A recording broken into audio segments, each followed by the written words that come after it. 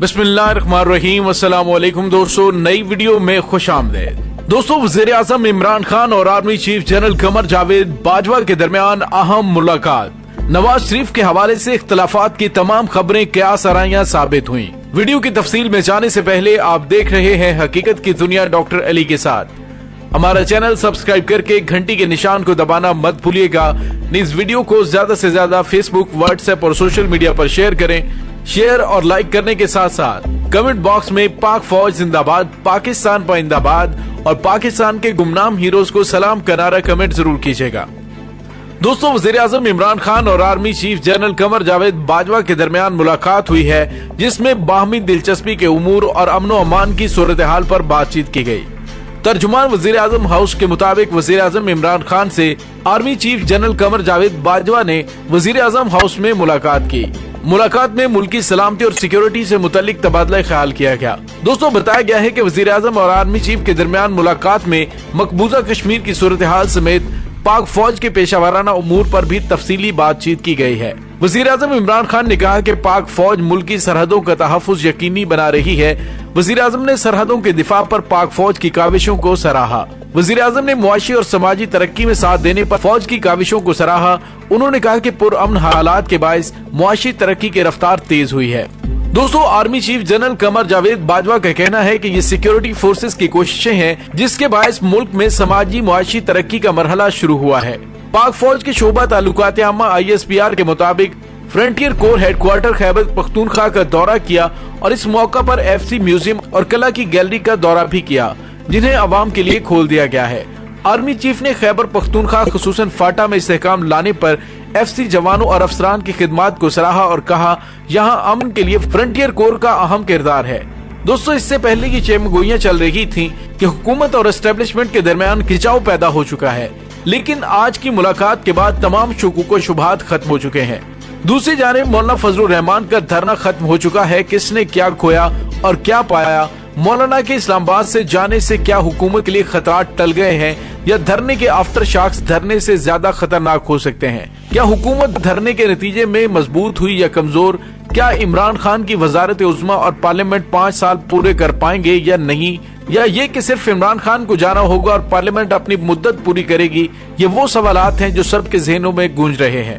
मौलाना फजलुर रहमान वजीर आजम से इस्तीफा लेने और उनकी हुकूमत गिराने का यकनुकाती मुतालिबा लेकर मैदान में उतरे थे। उन्हें उस वक्त भी बड़ी सियासी जमात पीपल्स पार्टी की हकीकी हमायत हासिल नहीं थी। मुस्लिम लीग नून अलबत्ता 2 कश्तियों में सवार थी। एक ग्रुप मौलाना के साथ था, दूसरा ग्रुप दूसरी जानिब मामला तय करवाने में लगा हुआ था, जिसका नतीजा यह निकला कि मौलाना भी नाराज हो गए और उनके मामलात भी ताहाल फंसे हुए हैं। अलबत्ता पीपल्स पार्टी सवाए बिलावल के एक तकरीर के जो उन्होंने कंटेनर पर की दोबारा नजर नहीं आई। फिर मौलाना ने अपने प्लान B की हमायत के लिए रहबर कमेटी के जरिए हमायत हासिल करने की कोशिश की, लेकिन बड़ी ओपोजिशन जमातों ने फजलुर रहमान का साथ देने से साफ इनकार कर दिया। हुकूमत की मुज़ाकराती टीम और रहबर कमेटी के दरमियान मुज़ाकरात नाकाम हुए तो हुकूमत की इत्तेहादी जमात मुस्लिम लीग काफ की क़यादत को मैदान में उतारा गया। चौधरी शुजात हुसैन, चौधरी परवेज इलाही की काविशें भी मौलाना का धरना खत्म करने में अहम रही। मौलाना ने धरने के 12 रोज में हर तरह की धमकियां दी, लाशें उठाने की खौफनाक तस्वीर कशी की गई, इदारों को धमकाया गया, हसास मौज़ूआत को छेड़ा गया, मजहबी कार्ड भी खेला गया, पावर प्लेयर्स को ललकारा गया, लेकिन सिवाय PTI के सब ने सब्र और नज़्म ज़ब्त का मुजाहिरा किया और हर इल्जाम का जवाब दलील के साथ मौलाना को दिया गया। शहबाज शरीफ और पीपल्स पार्टी ने भी जल्दी पर तेल का काम नहीं किया, लेकिन मौलाना फजलुर रहमान आखिरी वक्त पर भी वफाकी दारुल हुकूमत में धरना बरकरार रखते हुए प्लान B पर जाना चाहते थे। लेकिन ऐन वक्त पर चौधरी शुजात और परवेज इलाही ने मौलाना के घर जाकर उनके कान में कोई ऐसी बात की कि मौलाना ने फौरी तौर पर अपना इरादा बदला और धरना खत्म करने का ऐलान कर दिया। मौलाना और चौधरी साहिबान की मुलाकातें ताहाल जारी हैं, जो हुकूमत के लिए हरगिज अच्छी नहीं है। मौलाना का धरना खत्म हो चुका है, लेकिन वो खुद इस्लामाबाद में मौजूद हैं और मुतमईन दिखाई दे रहे हैं। उनकी ये खुशी फिल वक्त दुरुस्त भी है, लेकिन इस खुशी और मौलाना के धरने के खत्म होने में PTI का कोई कमाल नहीं, बल्कि ये खुशी बड़ी ओपोजिशन जमातों खासतौर पर पीपल्स पार्टी की मरहून मिन्नत है, जिनके उसूली मौक़िफ़, सियासी पुख्तगी और जमहूरियत पर गहरे यकीन ने धरने और जत्थे के जरिए हुकूमत गिराने के तरीक़ाकार की सख्त मुखालिफत की और पार्लियामेंट के मामलात पार्लियामेंट के अंदर पार्लियामेंट के जरिए ही हल करने पर जोर दिया है। दूसरा क्रेडिट पावर प्लेयर्स को जाता है, जिन्होंने तमाम बातें सुनने के बावजूद अपना वजन ओपोजिशन के पलड़े में नहीं डाला। आजादी मार्च से काफी अरसा पहले मौलाना ने army chief general Qamar Javed Bajwa से मुलाकात भी की और मौलाना ने खुद ही इस मुलाकात के बारे में अपने हम ख्याल और करीबी दानश्वरों को आंखें घुमा घुमा कर आगाह किया।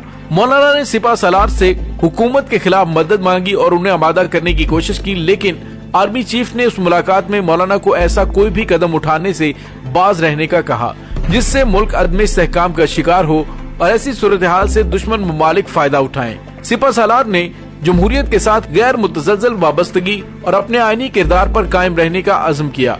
मौलाना की ये मुलाकात बिल्कुल इसी नोयत की थी जैसा इमरान खान और डॉक्टर ताहिरुल कादरी ने अपने धरनों के दौरान उस वक्त के सिपा सलार जनरल राहील शरीफ से मुलाकात करके नवाज हुकूमत गिराने के लिए मदद मांगी थी, लेकिन जनरल राहील शरीफ ने भी ऐसी कोई मदद करने से न सिर्फ इनकार कर दिया था बल्कि मावराए आइन कोई भी कदम उठाने की नफी कर दी थी, जिसके बाद मायूस होकर अल्लामा ताहिरुल कादरी ने धरना समेट दिया और पूरे मुल्क में फैलने का प्लान बनाया। लेकिन वक्त गुजरने के साथ साथ वो सियासत से ही रिटायर्ड हो गए। जनरल बाजवा के इनकार के बावजूद फजलुर रहमान की मुलाकात मौलाना को अपने एहतजाज का प्रोग्राम मुलतवी करने में नाकाम रही। मौलाना और सिपा सलार इस मुलाकात के मंदरजात के अमीन हैं। अगर वो लब कुशाई नहीं कर रहे तो फिर इस बारे में ज्यादा क्या सराहियां मुनासिब नहीं। दोस्तों, धरने के प्लान ए की नाकामी पर अब प्लान बी का शोशा छोड़ा गया है। कहते हैं कि हम मुल्क की सड़कें और अहम रास्ते बंद करेंगे। ये सियासत की कौन सी किस्म है जिसमें मईशत का सहारा बनने की बजाय उसकी शहरत को काटने की कोशिश की जा रही है, और वो भी सोची समझी साजिश के तहत। मौलाना फजलुर रहमान मुल्क के मुफाद में तो आज तक कुछ नहीं कर सके, लेकिन मुल्क की सलामती को दाव पर लगाने में वो हमेशा पेश रहे हैं। खुलेआम धमकियां दी जा रही हैं कि हम कारोबारी जिंदगी मफलूज कर देंगे। ये सियासी दहशतगर्दी या मुआशी दहशतगर्दी किसी भी रियासत में कबूल नहीं की जा सकती। मौलाना फजलुर रहमान दुनिया का कोई मुल्क बता दें जहां एक गिरोह उठकर निजाम जिंदगी की राह में हायल हो जाए और उसे उसकी इजाजत दे दी गई हो। हद तो ये है कि खुद अपोजिशन पार्टियां मौलाना के प्लान बी पर दांतों में उंगलियां दबाए बैठी हैं, क्योंकि फजलुर रहमान ने उन्हें भी इस पर एतमाद में नहीं लिया। दरअसल मौलाना के अज़ाइम इतने खतरनाक हैं कि कोई भी उनका साथ देने को तैयार नहीं। आखिरी वक्त में वो किसको कब दगा दे जाएं, ये खतरा सभी को इस वक्त महसूस हो रहा है। दोस्तों, यकीन जानिए कि प्लान बी मुल्क के खिलाफ एक मोहलक साजिश है और फजलुर रहमान उसका मोहरा है। ये मुल्क की तारीख का वाहिद धरना था जिसके बारे में एक दूसरे से पूछना पड़ता था कि धरना चल रहा है या खत्म हो गया है। ये वाहिद गुमनाम धरना था जिसके मकासद और जवाब धरना देने के बाद ढूंढे गए। कभी कहा गया कि हम धरना कश्मीरियों के लिए कर रहे हैं, कभी नामूसे रिसालत का हवाला दिया गया और कभी हुकूमती पॉलिसियों के खिलाफ एहतजाज की बात की गई। मौलाना अच्छी तरह जानते हैं कि वजीर आजम का इस्तीफा और नए इंतखाबात की शर्त किसी तौर पर भी काबिल कबूल नहीं हो सकती, क्योंकि अगर एक मरतबा ये रवायत चल पड़ी तो कोई भी 10-20 हजार बंदे लाकर हुकूमत गिराकर चलता बने। अब सवाल ये है कि अगर मौलाना भी जानते हैं कि ये दो शराइत मंजूर नहीं हो सकती, तो फिर किस लिए उन्होंने अपने बंदों को इस सर्द मौसम में रुलने और ठिठरने पर मजबूर किया और अब उन्हें प्लान बी के नाम पर ख्वार करने चले हैं। वो फेस सेविंग चाहते हैं क्योंकि वर्कर्स को भी मुतमईन करना है और अपनी रही सही सियासत भी बचानी है। इसी दौरान जब मौलाना मुल्क की सलामती में दरारें डालने की कोशिश कर रहे थे तो वजीर आजम इमरान खान ने करतारपुर राहदारी का इफ्तिताह करके न सिर्फ सिख कम्युनिटी के दिल मोह लिए बल्कि इस अमल से पूरी दुनिया को ये पैगाम मिला कि पाकिस्तान में अकलियतों के हुकूक का मुकम्मल ख्याल रखा जाता है और उन्हें हुदूद व कयूद में रहते हुए जिंदगी गुजारने और इबादत की मुकम्मल आजादी भी हासिल है। दोस्तों, बात करें मियां नवाज शरीफ के हवाले से कि पाकिस्तान के साबिक वजीर आजम नवाज शरीफ के इलाज के लिए बैरून मुल्क रवानगी के मामले पर हुकूमत और मुस्लिम लीग नून अपने अपने मौक़िफ़ पर डटे हुए हैं। अब ये मामला अदालत में पहुंच चुका है, लेकिन ताहाल कोई फैसला नहीं हो सका, बल्कि army chief general Qamar Javed Bajwa की वजीर आजम इमरान खान से मुलाकात से पहले मुख्तलिफ बातें की जा रही थी, जो कि उनकी मुलाकात के बाद दम तोड़ चुकी हैं और पूरी अपोजिशन को और दीगर सहाफियों को भी जवाब मिल चुका है कि हुकूमत और फौज एक पेज पर हैं। दोस्तों, इस दुआ के साथ डॉक्टर अली को इजाजत दीजिए कि अल्लाह ताला मुल्क के खुदादाद पाकिस्तान को अपनी हिफ्ज़ व अमान में रखे और मुल्क के खिलाफ साजिशें करने वाले शरपसंद अनासर को कैफरे किरदार तक पहुँचाए। आमीन सुम्मा आमीन। इंशाल्लाह बहुत जल्द मिलते हैं एक नई वीडियो में। तब तक के लिए अपना बहुत सारा ख्याल रखिएगा। पाक फौज जिंदाबाद, पाकिस्तान पाइंदाबाद, पाकिस्तान के गुमनाम हीरोज को सलाम। अल्लाह वारिस।